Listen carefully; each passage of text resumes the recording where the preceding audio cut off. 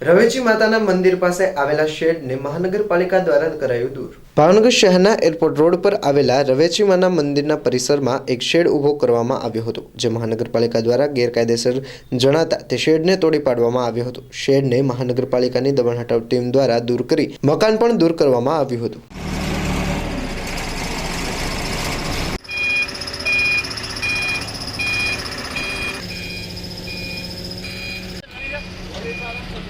બીજી સાઈડ